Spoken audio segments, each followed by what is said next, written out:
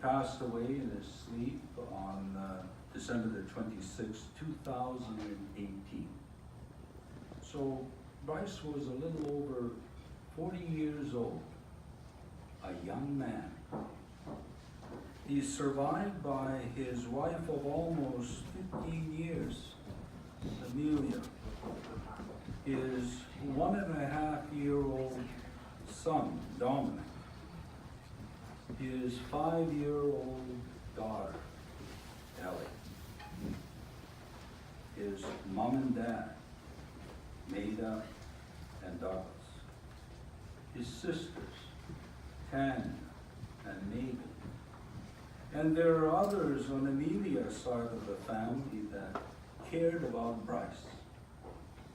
There's his mother and father-in-law, Elaine and Primo Boza, and their children, Andrea, Orlando, Natalie, and Leah.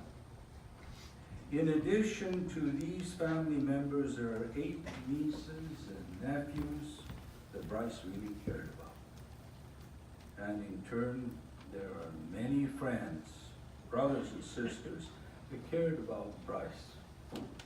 And that's why we have so many people here today, because they love Bryce. People who mourn, cry, and grieve over the loss of a loved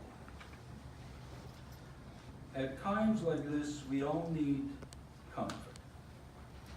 But Jehovah God has tender feelings toward all those who grieve, and he promises to comfort them. Psalms 147:3 tells us that he, or God, heals the broken-hearted. He binds up their wounds. So we meet together like this, and here God's Spirit is very active, and the process of healing begins. Now, part of that process is understanding questions that many of us have. What happens to a person when he dies? Will we see Bryce again? And so these are good questions, and questions that we're going to answer. But before we do that, let's talk a little bit about Bryce. He was a family man who loved his wife Amelia and his children. Ellie and Dominic, your daddy loved you. Like all of us, Bryce was imperfect. He faced challenges in school. It was hard for him to focus. But despite these difficulties, he dedicated his life to Jehovah, and he qualified to be baptized at the age of 15. So at a very young age, he had a pretty good knowledge of the Bible, what it teaches, and the kinds of principles one could follow in order to enhance his life. Bryce had some standout qualities. He had a big heart. He was generous. He helped people and individuals who were in desperate need, and he helped them financially. He had a soft spot for people, and he wanted to make them happy whenever he could. Bryce went on to become a very successful businessman who never forgot his roots. He helped individuals by giving them work. He used his personal time to get involved in things like Kingdom Hall projects. He was always willing to help the brothers and the sisters. Now, if Bryce ever invited you either the things that he loved, camping and fishing and boating, or to his home, well, he gave you the best he had. Now, that's the way Bryce was.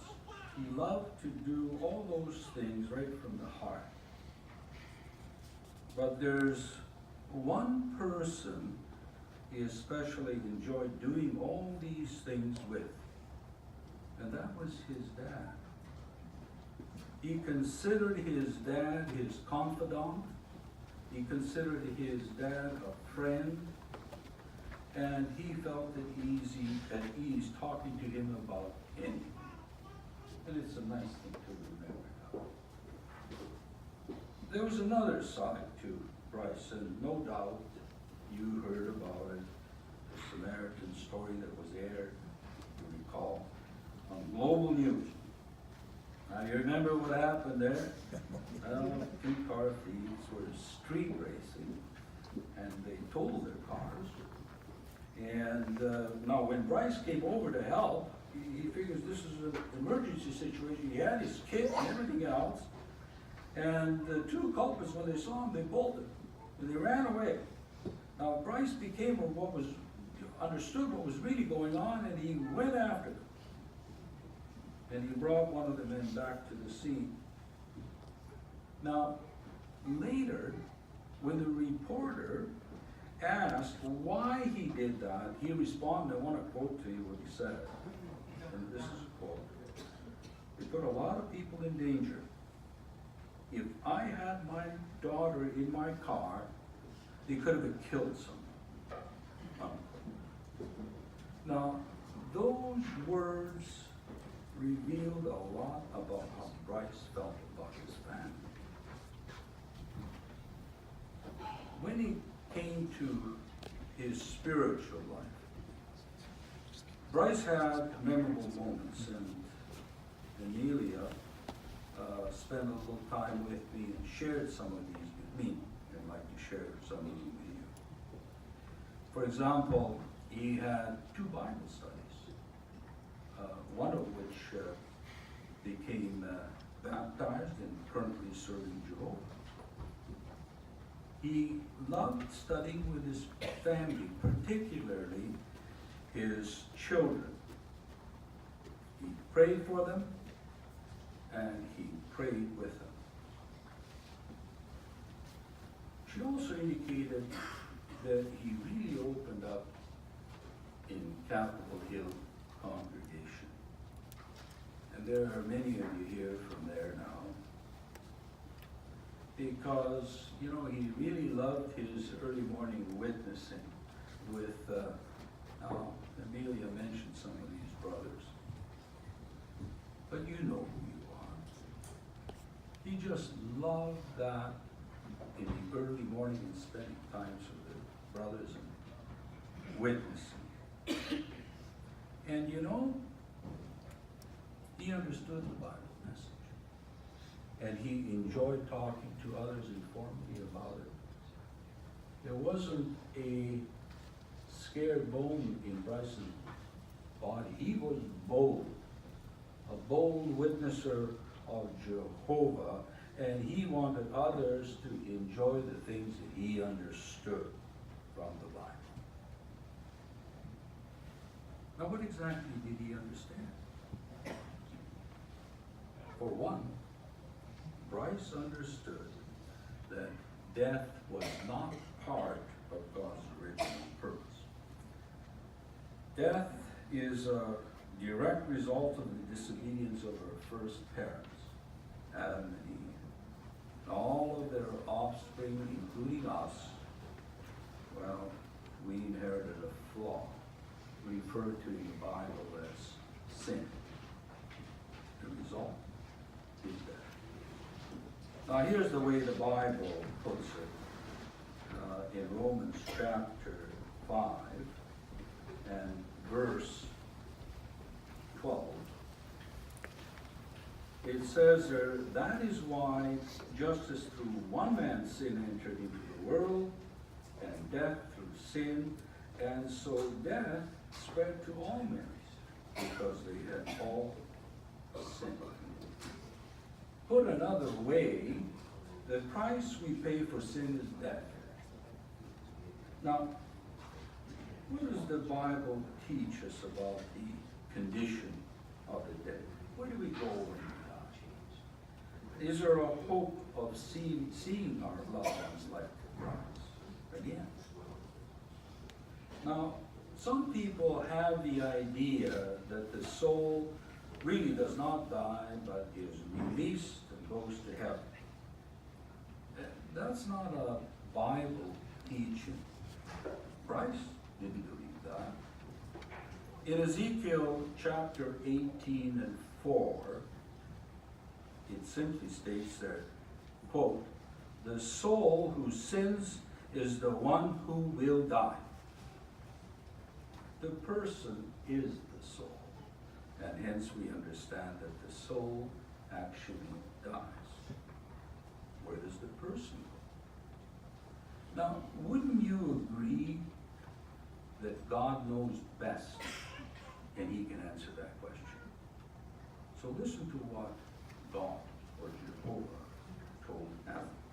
Take a look, if you have your Bible, Genesis chapter 3 and verse 19.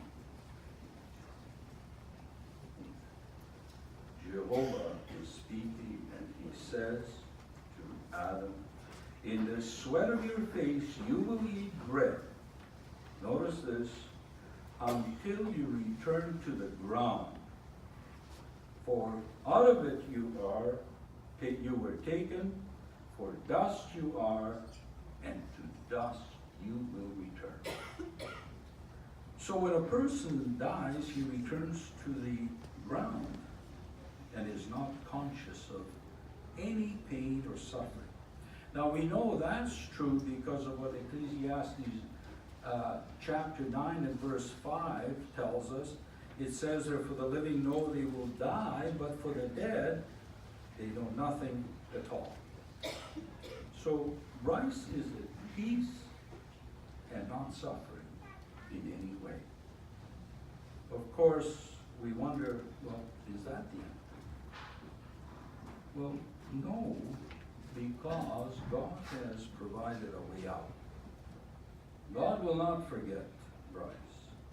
In fact, Jehovah has made a provision through his Son, Jesus Christ, for billions who have died so that they may live again. Now, how will this happen? Take a look at this scripture in 1 Corinthians chapter 15 and verse 22. It says, "For just as in Adam all are dying, so also in the Christ all will be made alive." It's possible because Jesus Christ paid for that by giving up his perfect life here on earth. A perfect life given for the perfect life that was lost back in the Garden of Eden. As a result, Bryce and others who continue in God's memory can live again. Let's take a look at John chapter 5 and I'm going to read 3 verses here, but let's start out John chapter 5 and verse 25 first. And it says there, "Most truly I say to you, the hour is coming, and it is now, when the dead will hear the voice of the Son of God, and those who have paid attention will live." And then if you look a little further in 28 and 29, it says, "Do not be amazed at this, for the hour is coming in which all those in the memorial tombs will hear his voice and come up, those who did good things to a resurrection of life, and those who practiced vile things to a resurrection of judgment." Now, one thing we want to assure or reassure all here is there is no injustice with God. The resurrection hope is pretty much universal. And you may find, as a result, great comfort in Acts chapter 24 and verse 15. Now, 24, 15, it tells you there, and I have hope toward God, which hope these men also look forward to, that there's going to be a resurrection of both the righteous and the unrighteous. Most who have passed away are entitled to a resurrection. Now, some are resurrected to heaven, but that number, according to Revelation chapter 14 and verse 1, is restricted. There's only 144,000 individuals who get resurrected to heaven. So if you take the time frame from Christ's time all the way down till now, these 144,000 have been picked by God Himself for a very special heavenly assignment. They're kings and priests, and they rule with Jesus Christ from heaven. This heavenly rulership is the core of God's kingdom. It has tremendous power to transform the entire earth into a beautiful paradise. God's kingdom under Christ will resurrect billions of people that have passed away, and amongst them will be Christ. That's in harmony with God's original purpose, which was explained to Adam and Eve. Of course, you may ask, well, could God's original purpose for mankind fail? That's not possible. Take a look. Jehovah is speaking here at Isaiah. Isaiah chapter 55 and verse 10 and 11. Isaiah 55 and verse 10 and 11. And he says, for just as the rain and the snow pour down from heaven, and do not return there until they saturate the earth, making it produce and sprout, giving seed to the sower and bread to the eater. Notice this part. So my word that goes out of my mouth will be. It will not return to me without results, but it certainly will accomplish whatever is my delight, and it will have sure success in what I send it to do. God has the power. He has the wisdom. He has the justice and the love to fully accomplish His original purpose for men to live forever in paradise on earth. So Jehovah gives us great comfort in sharing with us the magnificent things that He will yet do. Look at Revelation 21 and 4. I mean, it's a scripture that gives great comfort to us. It tells us there, He will wipe out every tear from their eyes, and death will be no more. Neither will mourning, nor outcry, nor pain be any more. The former things have passed away. It's of great comfort to us all, especially when we grieve the death of someone, to know that God will remove death, remove the pain, remove the suffering that goes along with it forever. Now, another scripture that brings great comfort is found in 1 Corinthians chapter 2 and verse 9. Because we view God from a very limited perspective. And yet here is what he says in 1 Corinthians 2 and 9. Eye has not seen, and ear has not heard, nor have there been conceived in the heart of man the things that God has prepared to those who love Him. Bryce loved God. He's in Jehovah's memory. He's at peace, and he will get a resurrection. For those of us who are living, a funeral talk provides us an opportunity to examine ourselves, to think about how we're using our life, and to recognize how vulnerable we really are, and how we are subject to unexpected occurrences. Take a look at James 4:14. It sums it up rather nicely. Here it says, whereas you do not know what your life will be like tomorrow, for you are a mist that appears for a while and then disappears. It's true, isn't it? Who would have thought 2 months ago that we would be gathering today at Bryce's memorial? And yet, unexpected things occur. So it might be a good time to reflect on our relationship with God. Could it improve? Can we personally draw close to God? Now, there are many questions we all have. Don't be afraid to initiate a conversation. We provide comfort and emotional support to one another when we do that. And the Bible always encourages that. I'd like to share one more scripture with you because in many ways the greatest source of comfort in times of trial is Jehovah God himself. And he gives us his assurances of his goodwill in Psalms 9, chapter 9, and verses 9 and 10, and this is what it says.